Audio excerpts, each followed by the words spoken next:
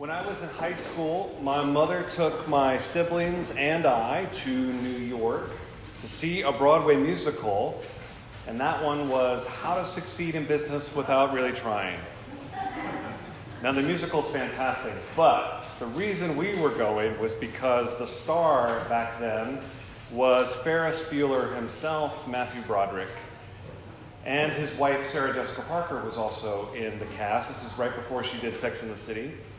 Now, again, the show was great, but the Millikins couldn't get enough celebrity. So we did what countless others do when you go to see shows on Broadway in New York. You wait in the alley behind the theater, trying to cut off the actors at the pass, trying to catch a glimpse of the stars as they make their way from backstage to the black car. So there we waited. It felt like forever.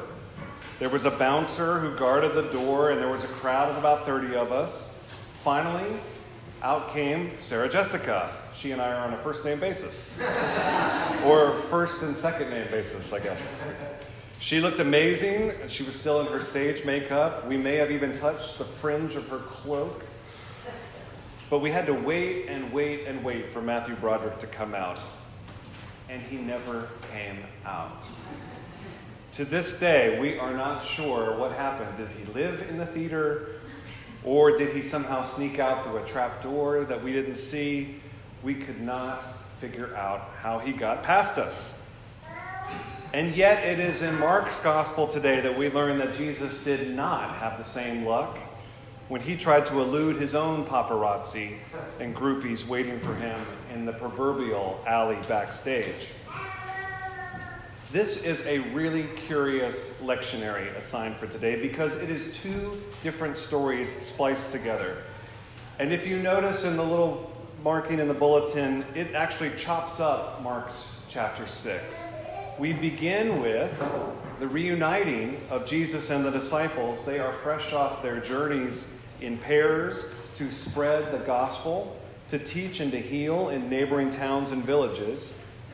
And now that they're back together, they all try to get some food and some shut-eye. But alas, the adoring crowds are waiting for them, having snuck ahead to their supposed place of rest, surprising them and asking for healing. Mark makes a connection that stretches all the way back to Moses in Exodus, when Moses says, looking towards the promised land, "These are sheep without a shepherd." Hence, Psalm 23 today and that shepherd hymn. Jesus and his disciples indulge their surprise visitors. They forego rest and sleep and food. And then we skip over some verses, and what we skip over is really interesting. We skip over Mark's version of the feeding of the 5,000, the reproduction of bread and fish by Jesus to feed huge multitudes. We also skip over Mark's account of Jesus walking on water. And so when we resume the story, the 12 plus Jesus have moved on to another town southwest on the Sea of Galilee called Gennesaret, where the same phenomenon happens. They are celebrities now, and wherever they go, they will have to contend with the spotlight and the crowds who just want to even touch the hem of their robes. Now, I'm reminded of the mania that followed the arrival of the Beatles in America in 1964. I actually can't remember it because I wasn't born yet, but I've seen the footage. And there's all the footage of the screaming girls, of course, but there's also the footage outside the theaters where they would play. And the women are crying inconsolably because they got so close to John, Paul, George, or Ringo, and then they got trampled on or pushed out of the way. And elsewhere you would have scenes of like hotel managers who would be selling squares of the bedding from the hotel beds where the Beatles had slept. Certifying that this is the Beatle bedding they slept on, who slept on what sheet and was belongs to who, Ringo, George, or Paul. Now, when you get these things cut up into 1 square inches apiece, what are you going to do with them? Sell them. For $10.99, you can have a 1-inch square of the 600-count sheets that Ringo's feet may or may not have touched while he slept. That is exactly the kind of mania and hysteria that consumes Jesus and his disciples. as we progress through Mark's gospel this year. At several points before this, almost exclusively in this gospel, Jesus has had to caution his disciples and the people he heals tell them not to mention their experience to anyone. Don't tell anyone about this wonderful thing Jesus has done. That does not go as planned. The word is out, and now there's no return to normalcy. And then there's the question of food, or lack thereof. It's a very quick, very brief line in Mark's gospel today, but it hints at why we are telling portions of the story and leaving out those two miracles in the middle. For many were coming and going, and the disciples and Jesus had no leisure even to eat.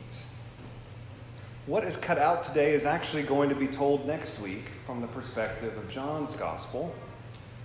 And in fact, for the next 5 weeks, John's gospel hijacks the lectionary, and we study a protracted sequence of events from John 6 that reflect on Jesus as the metaphorical bread of life.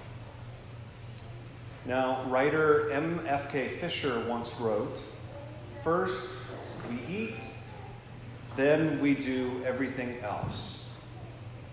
For Jesus and for God, food is everything." It's not so much the nutrition or the feeling of being satiated, although that is certainly part of it, but it's the act of eating, the act of breaking bread together. Our society tends to lose that sensibility because there are less and less opportunities for an immediate family, even a couple or friends, to sit and have dinner together. But embedded in the gospel today is a call to action, to remember that the simple act of resting together with another human to share a meal, a mini Thanksgiving, is one of the most godlike things we can be doing. This is no surprise where Jesus is concerned, and sure, he is interrupted as they attempt to eat a little meal together by the fireside, but he will have plenty more opportunities, as we know. Jesus will eat with sinners, with tax collectors, with leaders, as well as with the poor and the hungry. And in all those cases, the meaning and the impact of the meal goes far beyond the nutritional value. Dr. Alan Wolfelt, who is a nutritionist and scholar, says, "Food is symbolic of love when words are inadequate." It's the crux of the sharing of communion. The whole reason the church makes it our primary form of worship each and every week. We come to this table week in and week out to meet Jesus at supper, to participate in sharing his love with each other, and participate in sharing that love with the world as soon as we walk out those doors. Breaking bread together is so important that we've made it one of the selling points of our new fall adult education course, which is called Praxis, subtitled Episcopal 101.